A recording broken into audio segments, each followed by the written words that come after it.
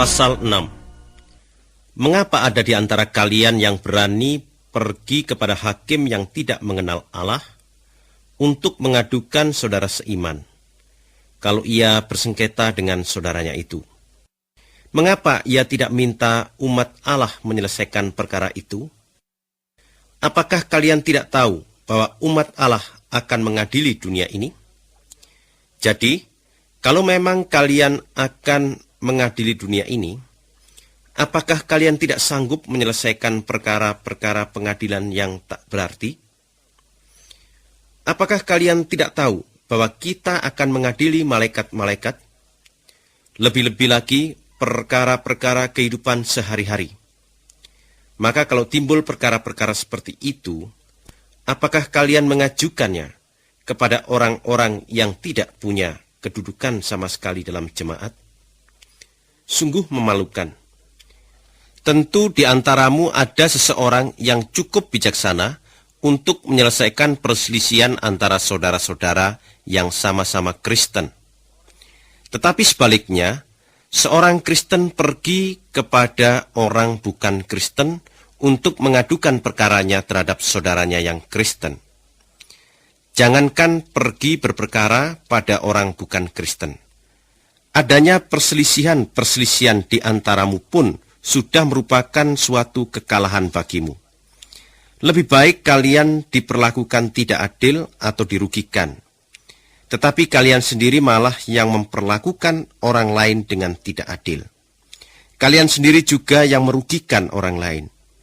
Dan itu kalian lakukan justru terhadap saudara-saudara seiman. Tahukah kalian bahwa orang-orang yang tidak menuruti kemauan Allah tidak akan menjadi anggota umat Allah? Jangan tertipu.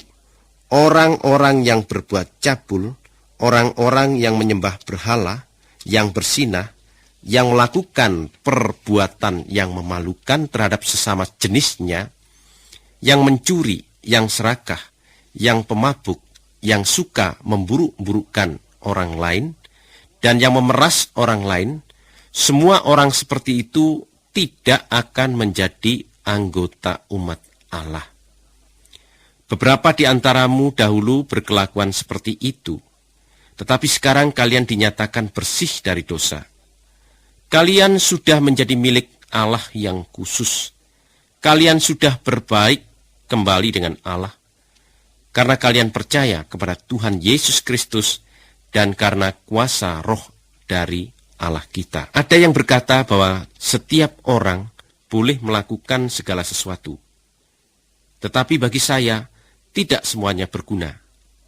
Jadi meskipun saya boleh melakukan apa saja, tetapi saya tidak mau membiarkan diri saya dikuasai oleh apapun.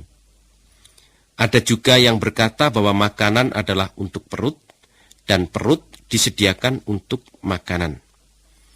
Tetapi kedua-duanya akan ditiadakan oleh Allah. Tubuh manusia tidak boleh dipakai untuk mengadakan hubungan yang cabul, tetapi hanya untuk melayani Tuhan. Dan Tuhan akan memelihara tubuh itu. Allah sudah menghidupkan Tuhan Yesus dari kematian, begitu juga Allah akan menghidupkan kita dengan kuasa-Nya. Saudara-saudara tahu bahwa tubuhmu adalah anggota tubuh Kristus. Jadi, apakah boleh saya mengambil satu anggota tubuh Kristus lalu menjadikannya anggota tubuh seorang pelacur? Sekali-kali tidak. Atau barangkali kalian belum tahu bahwa orang yang bercampur dengan seorang pelacur menjadi satu dengan pelacur itu.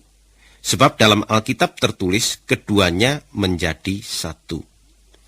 Tetapi orang yang menyatukan dirinya dengan Tuhan, roh Tuhan dengan roh orang itu menjadi satu. Jauhilah perbuatan-perbuatan yang cabul. Sebab semua dosa lain yang dilakukan orang terjadi di luar tubuh orang itu. Tetapi orang yang berbuat yang cabul berarti berbuat dosa terhadap tubuhnya sendiri.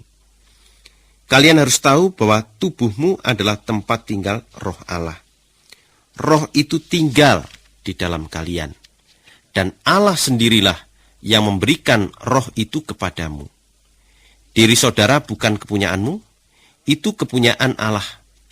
Allah sudah membeli kalian dan sudah membayarnya dengan lunas. Sebab itu, pakailah tubuhmu sedemikian rupa sehingga Allah dimuliakan.